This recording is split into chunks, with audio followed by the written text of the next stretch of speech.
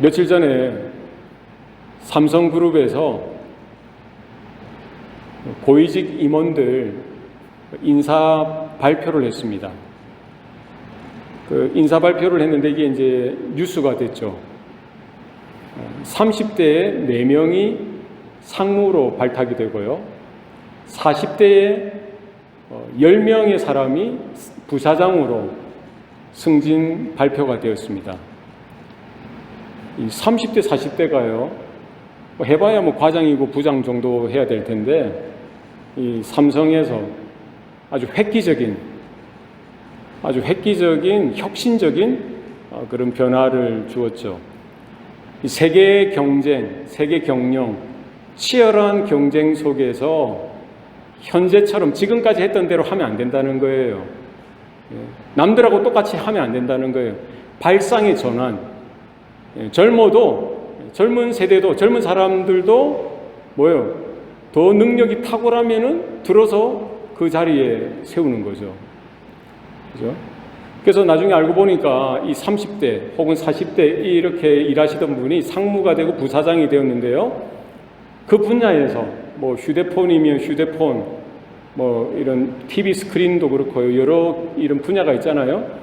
그 분야에서 독보적인 지식을, 독보적인 기술을 그들이 가지고 있었던 거예요. 지금까지 그 분야에서 아주 큰 영향력을 이렇게 이끌고 또 발휘했던 사람들을 이번에 삼성에서 이렇게 획기적으로, 혁신적으로 인사를 발령하는 것을 우리는 보았죠. 이게 이제 사회적으로 아주 큰 뉴스가 되었습니다. 참 이게 뭐예요? 아는 게 중요하다는 거예요. 옛말에도 아는 것이 힘이다라고 하지 않습니까? 아는 것이 실력이고요. 아는 것이 능력이고 또 아는 것이 돈이 되는 세상이 되었습니다. 아는 게 중요하다는 거예요. 그래서 사람들은 우리 자녀들을 열심히 공부시켜서 좋은 대학 보내려고도 하고요. 우리 청년들도, 우리 대학생들도 열심히 공부해서 또 좋은 학교로 또 이렇게 가고 또 좋은 학교뿐만 아니라 대학뿐만 아니라 대학원도 가려고 하고 그 이상의 그런 과정도, 그런 레벨도 공부하려고 하는 거예요. 좋은 회사 들어가서 좀 더 좋은 그런 정보들을 얻고 지식들을 이렇게 쌓아가려고 이렇게 난리들입니다. 그러니까 세상 사람들이 그렇게 살아가고 있어요. 그죠? 요즘에는 지식 시대죠. 정보화 시대입니다. 예전에는 특정 그룹, 소수의 그런 분류의 사람들만 이런 정보를 가지고 있었다면 요즘에는 이제 누구든지 인터넷을 통해서 이런 정보들을 접할 수가 있죠. 구글 하면은요, 웬만한 지식들은 다 얻을 수가 있어요. 그리고 좀 더 부지런하신 분들은 대학교 도서관에 온라인으로 접속해 들어가든지 하면은요, 여러분 웬만한 필요한 논문들은 다 볼 수가 있어요. 서울대학교도 그렇고, 하버드도 그렇고, 옥스퍼드 대학도 그렇고요. 아니면 한국이든 미국이든 국회 도서관에 온라인으로 접속해서 필요한 정보들을 검색하고요. 이렇게 다운받아서 볼 수가 있고, 만약에 볼 수 없으면 또 이렇게 신청해서 그 논문들을, 그런 필요한 내용들을 이렇게 공부해서 볼 수가 있는 것이죠. 정보의 홍수의 시대에 살고 있어요. 지식이, 정보가 우리가 찾으려면 이게 사방에 깔려 있습니다. 그죠? 그런데 더 중요한 게 있어요. 예전에는 지식을 많이 쌓는 것이 중요하다고 생각해서 많이 외우고 암기하고 많이 알려고 이렇게 하지만 사실은 우리가 많이 아는 것보다 더 중요한 것은 우리가 아는 지식들을 적재적소에 활용하고 사용하는 것이 더 중요하죠. 그죠? 예전에는 IQ가 중요하다고 생각했었습니다만 사실 지금도 그렇고 앞으로는 IQ보다 뭐가 더 중요한 거예요? EQ가 더 중요한 거예요. 지능보다 감수성, 느끼고 깨닫고 이런 상황들을 판단할 수 있는 분별력, 이런 문제들을 풀어서 해결할 수 있는 그런 감각들, 이런 것들이 사실은 더불어 중요한 시대가 왔다 하는 것이죠. 우리 신앙의 삶 가운데도 그렇습니다. 우리가 신앙생활을 하는 데 있어서 우리에게 부족한 것이 무엇이 있을까요? 우리에게 필요한 것이 무엇이 있겠습니까? 처음 신앙생활하는 분들도 마찬가지고요. 평생 오랫동안 신앙생활 해오시던 분들에도 똑같습니다. 늘 우리가 간과하기 쉬운 것이 있다는 거예요. 늘 언제든지 어느 상황에든지 우리에게 필요한 것이 있다는 겁니다. 그게 뭐라고 성경은 말씀하고 있습니까? 지혜라는 거예요. 지혜. 오늘 본문에서 이렇게 말씀하죠. 너희 중에 누구든지 지혜가 부족하거든 모든 사람에게 후히 주시고 꾸짖지 아니하시는 하나님께 구하라. 그리하면 주시리라. 여러분, 지혜를 이 아침에 하나님 앞에 구하는 저와 여러분 되시기를 바랍니다. 아멘입니까? 왜 여러분은 지혜가 충만합니까? 지혜가 충분하십니까? 그렇지 않습니다. 저에게도 그렇고요. 여러분에게도 마찬가지입니다. 솔로몬이 1000번제를 드렸죠. 1000번제를 드리고 나서 하나님께서 물으십니다. 너에게 무엇을 해줄까? 소원이 뭐냐? 솔로몬의 대답이 뭡니까? 그가 부족한 게 뭐가 있었겠어요? 그에게 결핍이 뭐가 있었겠습니까? 그러나 그에게 한 가지 소원, 하나님의 지혜가 필요한 거예요. 그 자리를 지키고 하나님의 백성들을 섬기고 하나님이 불러주신 그 자리를 감당하기 위해서 뭐가 필요한 거예요? 지혜가 필요한 거예요. 오늘 이 아침에 저와 여러분 가운데 하나님께서 지혜를 주시길 바랍니다.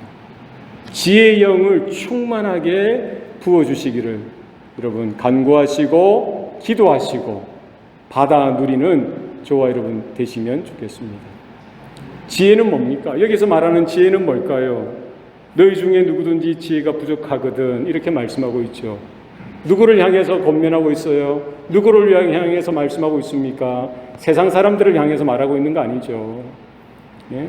세상 사람들이 많은 지식이 있고 거기에 따라 처세술, 사람들을 만나고 사업을 하고 하면서 하는 그런 세상적인 어떤 장기술로서의 그런 지혜가 아니라 여기서 말하는 지혜는 무슨 지혜입니까? 하나님이 주시는 지혜입니다. 하나님의 지혜라는 거예요. 신령한 지혜입니다. 하늘에 속한 지혜를 말씀하고 있는 것이지요. 여호와를 경외하는 것이 지혜의 근본이요 거룩하신 자를 아는 것이 명철이니라. 잠언에서 분명히 말씀하고 있죠. 무엇이 지혜입니까? 뭐예요? 여호와를 경외하는 것이 지혜의 근본이라는 거예요. 저와 여러분 가운데 지혜가 필요합니다. 하나님이 누구이시냐? 하나님이 어떤 분이시냐? 어떻게 할 수 있습니까? 지혜의 영 되신 성령께서 우리의 마음을 감화 감동해 주실 때 우리가 진리를 듣고 복음의 그 한 자락이라도 들을 때에 성경의 한 구절이라도 읽고 들을 때에 우리가 어떻게 깨달을 수 있냐는 거죠. 나의 지능이 탁월했기 때문입니까? 나에게 어떤 경건의 훈련이 잘 되었기 때문에 우리가 잘 깨닫는 겁니까? 그렇지 않습니다. 신학적인 훈련을 잘 받았기 때문에 내가 더 잘 알고 깨닫는 겁니까? 그렇지 않습니다. 그 어떤 신학자들보다도 그 어떤 목회자들보다도 하나님을 경외하는 한 과부가 있다고 칩시다. 학교 문턱도 못 가봤어요. 오히려 그들보다 더 하나님의 진리를 정확하게 깊게 깨달을 수 있는 은혜가 그 여인에게 부어질 수가 있는 거예요. 누가 하십니까? 진리의 영 되신 성령께서 진리의 빛으로 조명케 하시고 밝혀주시고 깨닫게 하시고 알게 하시고 믿게 하시는 그 은혜가 무엇입니까? 지혜라는 거예요. 이런 은혜가 저에게도 있어야 되고요. 우리 모든 성도들에게 또 우리 청년들에게도 있기를 소원합니다. 영생은 유일하신 참 하나님과 그가 보내신 자 곧 예수 그리스도를 아는 것이니라. 우리가 어떻게 예수님을 나의 구주, 나의 하나님으로 믿을 수가 있습니까? 우리가 어떻게 하나님께서 창조주 되시고 이 세상을 오늘도 모든 역사 가운데 주관하시고 간섭하시고 역사하시는 하나님으로 우리가 알겠습니까? 장차 하나님의 심판이 있고요. 모든 역사가 종결되어지는 그때 초림하셨던 예수께서 재림하시는 그날 하나님의 심판대가 준비되어져 있다는 사실을 우리가 어떻게 알 수 있냐는 거예요. 어떻게 확신할 수 있게 되어지냐는 말이죠. 성령께서 하나님께서 진리를 듣는 자들을 통하여 진리를 듣는 자들에게 성령께서 길을 열어주시고 눈을 열어주시고 마음을 열어주실 때에 그 사실을 진리로 보게 하시고 마음으로 깨닫게 하시고 알게 하시고 믿게 하시는 그런 은혜를 허락해 주시는 줄로 믿습니다. 오늘 야고보서 기자는요, 핍박 가운데 있는 박해 가운데 있는 초대교회 성도들을 향하여 지금 말씀하고 있는 거예요. 우리가 앞절에서 봤듯이 너희가 여러 가지 시험을 만나거든 온전히 기쁘게 여기라. 그렇게 권면하지 않았습니까? 어떻게 여러 가지 시험을 만나는데 정말 고난당하고 박해당하고 생명의 위협이 있는 그런 삶의 현장에서 기뻐할 수 있느냐? 어떻게 가능하냐는 거예요. 이것은 하나님의 섭리의 관점으로 그 문제들을 바라보고 고난을 바라보고 하나님의 영생의 관점에서 오늘 현실, 오늘 우리 인생의 당면한 문제들을 바라볼 수 있는 그와 같은 통찰력이 있을 때에만 가능하다는 거죠. 그것이 무엇으로 가능하다는 거예요? 오늘 5절에서 말씀하셨듯이 우리에게 하나님께서 주시는 그 지혜가 있을 때에 하나님이 우리에게 지혜의 영을 더하여 주실 때에 우리가 지금 정말 힘들어하고 어려워하는 그런 문제들 속에서 그것도 한 가지 문제가 아니죠. 한 가지 시험거리가 아닙니다. 여러 가지 고난 가운데 시험 속에서도 오히려 우리 가운데 지혜가 있을 때에 하나님이 주시는 지혜가 있을 때에 우리는 뭐를 알 수 있는 거예요? 아, 고난이 고난으로 끝나는 게 아니구나. 이런 문제가 나에게 있는 것이 그냥 우연이 아니구나. 아무런 의미가 없는 것이 아니구나. 누가 살아계신 거예요? 하나님이 살아계시고 하나님이 이와 같은 상황도 이와 같은 현실도 나에게 우리에게 허락해 주신 일이구나. 이 사실을 바라볼 수 있는 통찰력, 이와 같은 안목이 어디에서부터 오는 겁니까? 하나님이 주시는 지혜에서부터 온다는 사실입니다. 오늘 우리가 겪고 있는 여러 가지 문제들이 있습니다. 여러분 가정마다 여러 가지 어려운 일들이 있을 수 있습니다. 그걸 누가 허락하셨습니까? 하나님께서 허락하셨고 하나님께서 허용하셨다는 것.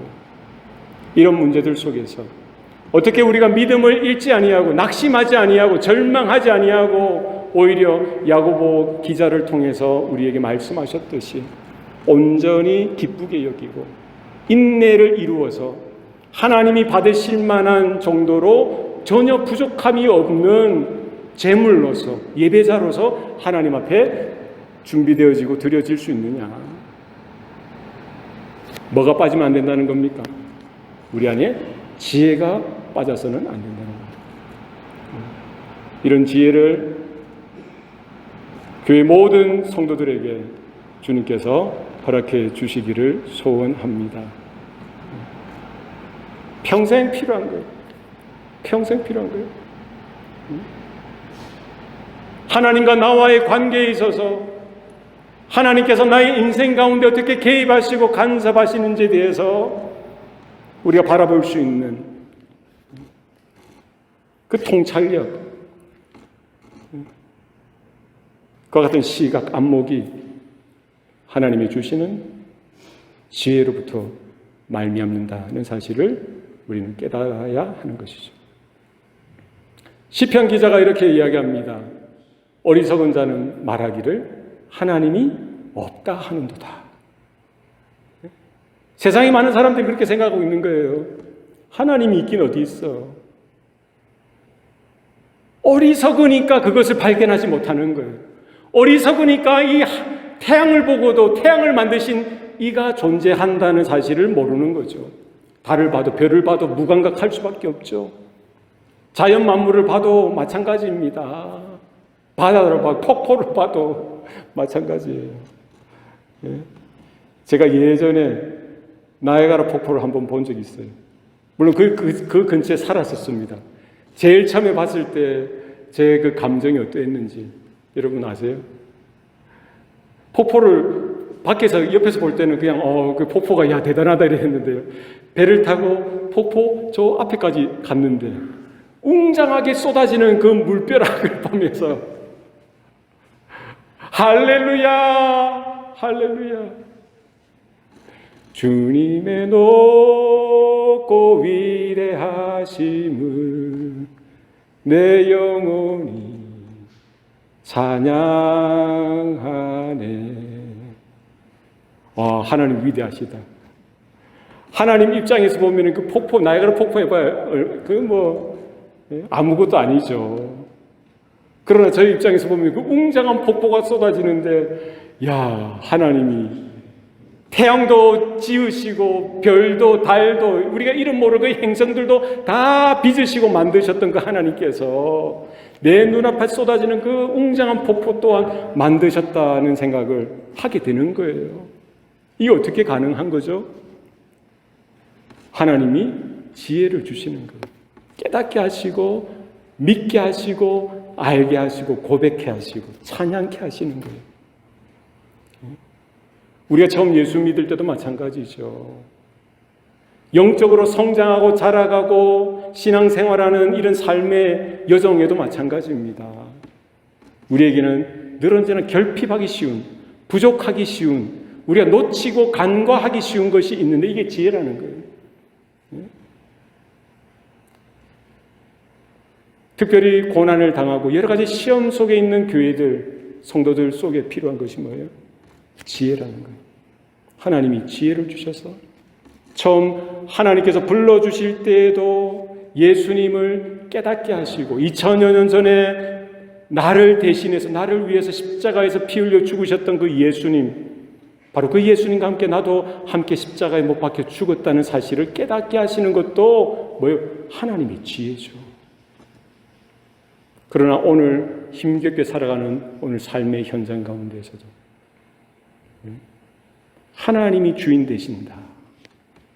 깨닫게 하시고 고백해 하시는 것 지혜인 줄로 믿습니다. 하나님이 창조주 되시고요. 하나님이 오늘도 세상의 모든 역사를 주관하십니다. 뿐만 아니라 저와 여러분의 개인의 삶도 주님이 다 보고 계세요. 그리고 뭐예요? 나에게 있는 모든 것이 바로 그 하나님께로부터 왔다는 사실을 우리는 고백할 수가 있는 거예요. 누구만 가능한 거예요? 하나님이 지혜를 허락하실 때 가능한 거죠. 내가 쓰고 있는 이 돈도 그렇고요. 나에게 있는 이런 재능도 마찬가지고요. 건강도 마찬가지고요.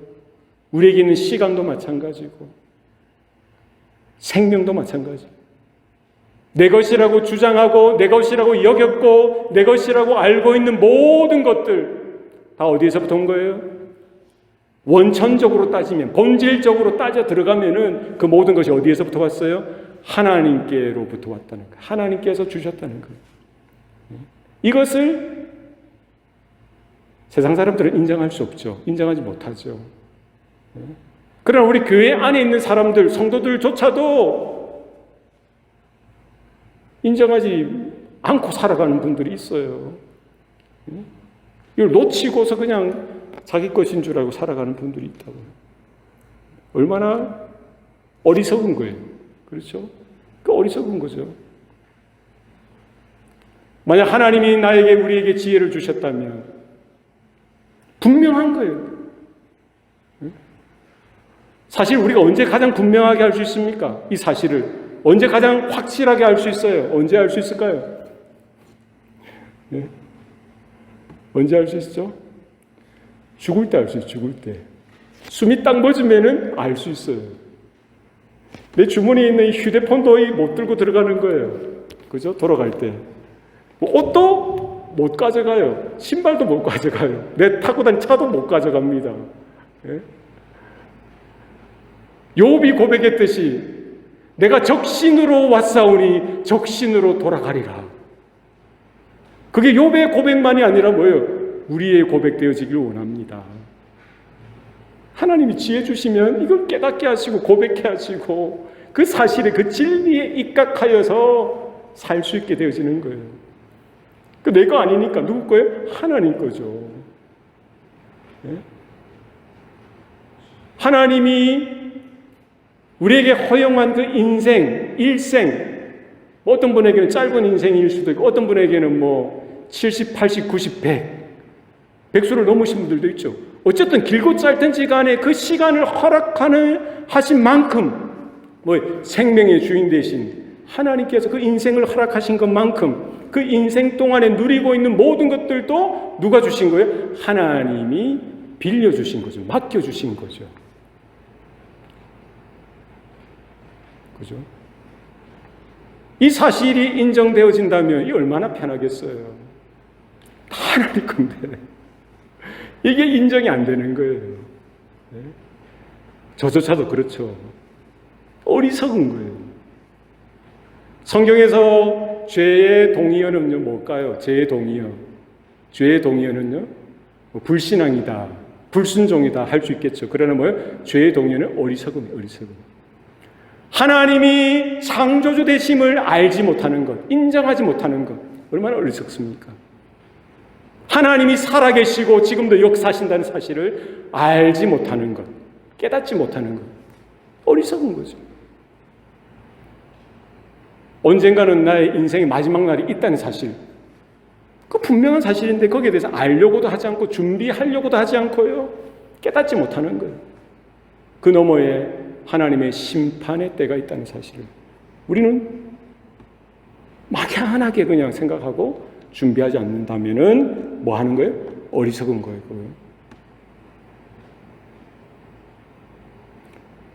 그러니까 우리 인생을 살면서 우린 결코 교만할 수도 없고요.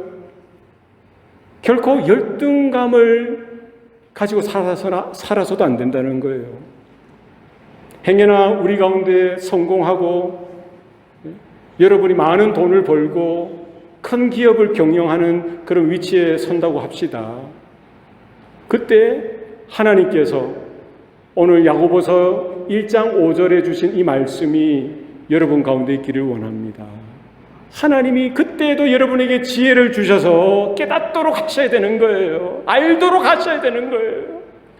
내가 내 인생의 주인이 아니라, 이 모든 건 내가 누리고 있는 것이 결코 내 것이 아니라 하나님께서 아주 잠깐 동안 나에게 허락해 주셨다는 사실을 여러분 깨닫고, 어떻게 이 재물을 통하여, 이 자리를 통하여, 이 위치를 통하여, 이 누리는 것들을 통하여 하나님을 경외하고 하나님을 온전하게 섬길 수 있을지를 두렵고 떨리는 마음으로 고민할 수 있어야 돼요. 어떻게 그게 가능합니까? 여러분, 지혜가 있어야 됩니다. 현재야, 지혜를 구하도록 하여라. 하나님께, 하나님 나에게 지혜 주세요. 하나님 나에게 믿음 주세요. 하나님 나에게 은혜 주세요. 모르잖아요. 지금 비실비실하게 교회에 왔다 갔다 하고 학교 왔다 갔다 하고 나중에 뭐 크게 성공할 수도 있죠. 왜 없어요? 아무도 모르는 거예요. 그때만 깨달아서는 안 되죠. 지금부터 이 말씀이 여러분 가운데 박혀야 돼요. 지혜가 지금 가운데 관통해서 내 심장을 관통해서요. 내 인생을 통과하여서 지금부터 그와 같은 깨달음과 믿음과 확신 가운데 그 지혜 가운데 서서 달려나가셔야 됩니다. 예?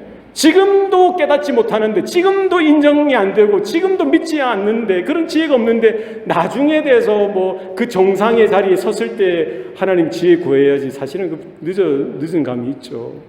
지금부터 준비하셔서 혹여나 하나님이 그 높은 자리에 올려주신다고 하더라도 자고하지 아니하고 교만하지 아니하고 거만하지 아니하고 두렵고 떨리는 마음으로 그 엄청난 부를, 그 엄청난 그 성공을 어떻게 감당할 수 있겠어요?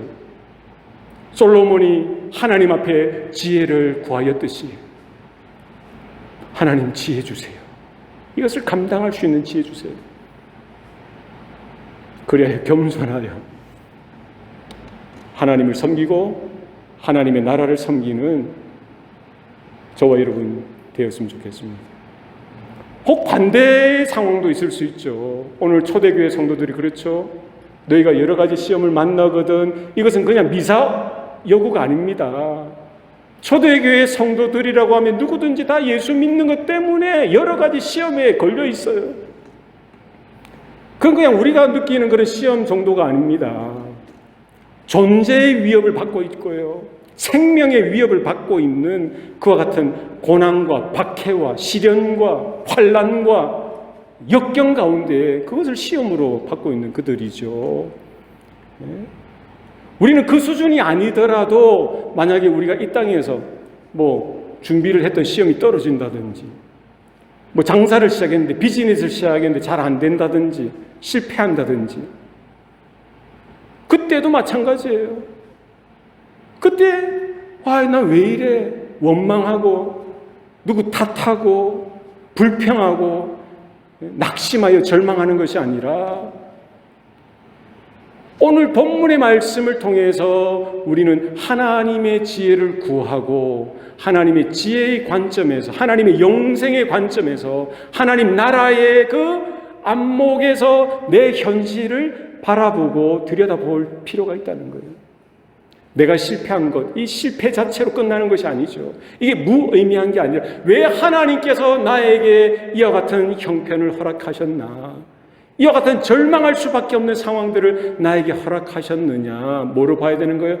하나님 나라의 관점에서 들여다볼 수 있어야 돼요. 하나님의 섭리의 관점에서 우리가 바라볼 수 있어야 되는 거죠. 뭐예요? 왜 하나님이 이와 같은 여러 가지 다양한 시험들을 주신다고 했습니까? 이는 너희의 믿음의 시련이 인내를 만들어내고 뭐예요? 그 인내를 통해서 우리가 온전하고 구비하여 조금도 부족함이 없게 하려 함이라. 이 사실을 하나님이 주시는 지혜로 깨달을 때에만 실패했어요.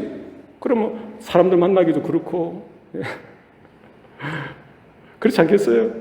그러면 이 진리를 깨닫고 이 교훈을 깨달으면 어떻게 되는 거예요? So what? 실패했다 어쩔래? 실패가 나에게 더 이상 큰 게 아니죠. 왜? 하나님의 영원의 그 생명으로 나를 불러주셨는데 그 우리 짧은 인생 가운데 굴곡이 있을 수 있잖아요. 실패가 왜 없어요? 있을 수 있죠. 그러나 이 인생 안에만 갇혀있는 사람들의 입장에서 보면은 그게 전부라고 속임을 당하는 거예요. 그러니까 시험에 떨어졌으면 살 이유가 없죠. 근데 살 이유가 없어. 그럼 살아서 되겠니? 안 되겠지. 그럼 올라가, 떨어져. 죽는 거예요. 그 마귀가 사단이 속이는 거죠. 하나님은 우리의 짧은 인생뿐만 아니라 우리를 어디로 불러주셨어요? 영생으로, 영원한 세계로 불러주셨어요. 그럼 우리가 뭐 7, 80년, 100년 산다고 하더라도 이것은 실패할 수도 있고 성공할 수도 있는 거예요. 이건 큰 의미가 없어요. 더 큰 의미는 뭐가 있습니까? 영원하신 하나님께 우리가 속해 있느냐, 영원한 하나님 나라에 내가 속해 있느냐, 이게 더 큰 문제죠. 성경을 읽어보세요. 여러분, 사도행전을 읽어보세요. 서신서들을 읽어보세요. 여러 선지서들을 읽어보세요. 수많은 구약의 선지자들, 하나님의 사람들이었습니다. 그들이 톱으로 켬을 당하여 죽임을 당하였습니다. 목매어서 죽임을 당하고요, 사자굴에다 던져서 죽임을 당하고, 예? 신약의 여러 사도들, 성도들도 그랬습니다. 그러면 세상적인 관점에서는 그만큼 실패한 인생이 어디 있어요? 평생 감옥에 있다가 사자밥이 되고, 산채로 나무에 매달려서요, 그 로마 시내 구석구석 골목골목을 비치는, 예? 그런 불빛으로 사용한 거죠. 살아있는 사람에게 기름을 붓고 불을 태우니까 밤새 고통 가운데 죽어가면서 밤새 그냥 불타는 거예요. 이 몸에 있는 기름으로 인해서 불이 타죠. 세상적인 관점에서 보면 전혀 의미 없는 죽음이죠. 그러나 그렇지 않습니다. 하나님께서 오늘 이 아침에 우리에게 지혜를 주실 때 하나님의 영생의 관점에서, 하나님 나라의 안목에서 이와 같은 문제들이나 실패들이나 여러 가지 시험들을 우리가 들여다보면은요, 하나님의 섭리가 있는 것이구나, 하나님의 주권하심, 하나님의 다스리심이 그 자리에 있으시는 거구나, 이것이 깨달아지고 확인이 되어지고요, 이 모든 시련이 나의 믿음의 시련으로 우리가 받을 수 있는 근거가 되어지는 것이죠. 그러면 우리 집이 뭐 월세인지 전세인지, 뭐 집이 몇 채인지, 뭐 차가 있는지 없는지 상관없어요. 그게 뭐 문제입니까? 뭐가 문제예요? 제가 35살에 유학을 왔습니다. 애 셋 데리고 아내 모시고. 돈이 없어요. 유학 가서 한 달 만에 제가 했던 일이, 어떤 학원에 총무하면서 쓰레기통 비우고 화장실 청소하고 칠판 닦고 이 전구 갈고 애들 라이드 해주면서, 애들 초등학교 애들 얼마나 말 안 듣는데요. LA에 살 때 청소하면서, 화장실에 또 어떤 애들은 뭐 변기에다 이렇게 볼일 보면 되는데 사방에 그냥 이 답이 없어요. 사방에다 변기 옆에다가 그 소변을 다 이렇게 뿌려 놓으니까 그걸 누가 치워야 돼요? 제가 치워요, 제가. 그 치우면서, 주여, 내가 왜 미국에 왔습니까? 미국에 왔습니까? 내가 이거 하려고 왔습니까? 처음에 그런 생각을 했었어요. 얼마나 어리석었어요. 마음을 바꿔먹었어요. 생각을 바꿔먹었어요. 하나님이 보내셨으니 하나님이 책임지시고 하나님이 이루어 가실 줄로 믿습니다. 돈이 없는 건 나에게 큰 문제가 아닙니다. 하나님, 나에게 믿음을 주십시오. 나에게 학업할 수 있는, 유학할 수 있는 길을 열어주십시오 하면서 기도하면서 할렐루야 감사하면서 그 시간을 보냈던 적이 있습니다. 유학하면서도 마찬가지예요.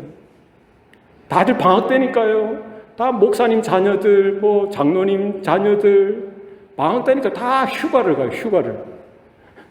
저는 유학하면서 휴가 뭐 방학 그런 거 하나도 없었어요. 사역지만 왔다 갔다 했죠. 그러나 할렐루야 감사합니다. 하나님이 저들에게는 저렇게 입히시고 먹이시듯이 하나님이 나에게는 이와 같은 방법으로 먹이시고 입히시는 줄로 고백이 되어지는 거예요. 인정이 되어지는 거예요. 뭘 비교합니까? 비교할 거 없죠. 하나님이 저 집안은 저렇게 하나님이 복을 주셔서 저렇게 하나님께서 공급하시는 거고, 하나님이 나에게는, 우리 집에는 이렇게 하나님께서 또 공급하시고 하나님께서 허락하여 주셨다는 사실을 깨달을 수만 있다면 뭐 주눅들 게 있습니까? 무슨 열등감이 필요합니까? 예? 제가 아파트 살 때 그 남가주에서 매달 1,300불, 1,200, 1,300불 가까이 렌트비를 그때 당시 15년, 17년 전이니까 얼마나 비쌌습니까? 그걸 벌어서 내야 되고요. 우리 위에 2층에 또 유학 오신 목사님은 매달 또 한국에서 3,000불씩 온대요. 그거 가지고 내가 원망하고 비교하고 저 집안은 저렇게 하나님 주시는데 와 나는 왜 이렇게 안 줍니까? 왜 그렇게 합니까? 어리석은 거죠. 하나님이 저 가정에는 저렇게 복을 주시고 저렇게 하나님이 공급하시는 방편이 있다면 나에게는 하나님이 또 다른 방편으로 하나님이 주신다, 먹이신다, 입히신다. 맞습니까? 맞습니까? 제가 미국 와서 17년 동안 굶은 적이 있을까요? 없을까요? 안 믿으시나 봐. 제가 굶은 적이 있겠습니까? 없겠습니까? 우리 자식들이 없습니다. 열심히 일을 했죠. 사역도 하고 하나님이 그렇게 먹이시고 입히시는 거예요. 누구는 저렇지 누구는 저렇지 비교하고 원망할 필요가 없는 거예요. 그 어리석은 겁니다. 지혜가 부족한 거죠. 하나님이 이스라엘 출애굽게 하셨어요. 광야에서 그렇게 훈련시키시죠. 믿음의 시련을 주시는 거예요. 연단하시는 거예요. 이 사실을 우리가 하나님 주신 지혜로 내 인생을, 나의 문제를, 나의 형편을 온전히 들여다볼 때에 그때에만 우리가 깨닫고 고백할 수 있는 거예요. 하나님, 이것으로 충분합니다. 하나님이 나의 아버지가 되어주셔서 감사합니다. 하나님 나를 붙들어 주시니 감사합니다. 하나님 이 은혜면 충분하겠습니다. 하나님 나에게 지혜를 주세요. 하나님 도와주세요. 어렵고 힘든 형편 속에서 주저앉아 낙심하지 않게 하시고 하나님만 계시면 된다고 하는 이 믿음으로 설 수 있는 하나님과 같은 믿음 허락하여 주옵소서. 이건 충분하지 않겠어요? 우리가 구하면은요, 하나님이 어떻게 하십니까? 인색하시는 분이 아닙니다. 오늘 본문에 모든 사람에게 후히 주시고 꾸짖지 아니하시는 하나님께 구하라. 그리하면 주시리라. 모든 인생에게 주시는 거예요. 사실은 구하기도 전에. 악인과 선인에게 하나님이 태양빛도 주시고 비도 주시고 바람도 주시고 공기도 주시잖아요. 똑같이 주시죠. 그렇죠? 못된 놈이라고 해서 그냥 작게 주시거나 차별하시는 하나님이 아니십니다. 충분하게 주시는 거예요. 충분하게. 풍성하게 주신 분이. 그분이 저와 여러분의 아버지 되신다는 거죠. 예수님께서 분명히 말씀하시죠. 너희 자녀가 너에게 떡을 달라면 돌을 줄 자가 있느냐? 생선을 달라면 뱀을 줄 자가 있느냐? 너희가 악할지라도 너희 자녀들에게 좋은 것을 줄 알거든. 하물며 하늘에 계신 너희 아버지일까 보냐. 너희가 구할 때 가장 좋은 것으로 주시리라 주님이 말씀하시죠. 바로 그 하나님 앞에 여러분 구하시기 바랍니다. 주님, 저에게 필요한 것은 돈도 아닙니다. 사람도 아닙니다. 뭐 어떤 성공도 아닙니다. 주님 지혜를 주셔서 하나님이 누구이신지를 더 깊이 알게 하시고 내가 어떤 존재인지를 처절하게 깨닫게 하셔서 부름받은 이 자리가 얼마나 영광스러운 자리이고 하나님이 지금도 살아계셔서 세상을 우주를 주장하시고 주관하시듯이 나의 작은 삶도 주님께서 개입하고 계신다는 이 사실을 믿음으로 볼 수만 있다면 그것으로 충분한 거예요.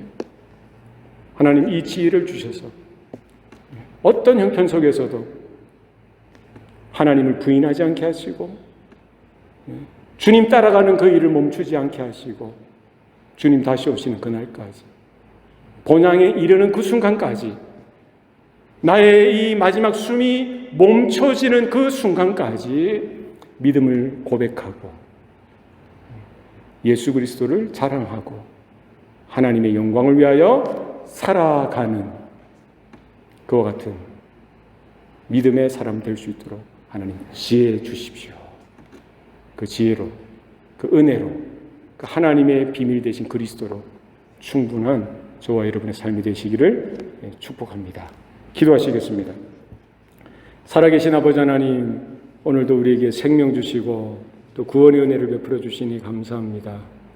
사랑하는 주의 자녀들, 또 주의 권속들 하나님께서 주장하여 주시사 저들의 삶의 주인 되어 주심을 저들도 믿음으로 바라보게 하시고 또 어떤 형편 속에서든지 믿음으로 고백하고 그 시련조차도 역경과 불리한 상황조차도 실패조차도 오히려 그 속에서 온전하게 기뻐하고 감사하고 하나님께서 이루어 가시는 일들로 만족하고 기대하고 또 하나님의 일들 안에 거하는 것으로 충분한 우리 성도들의 삶이 되도록 주님께서 붙드시고 주장하여 주시옵소서. 모든 것 감사드리옵고 예수님 이름으로 기도드리옵나이다. 아멘.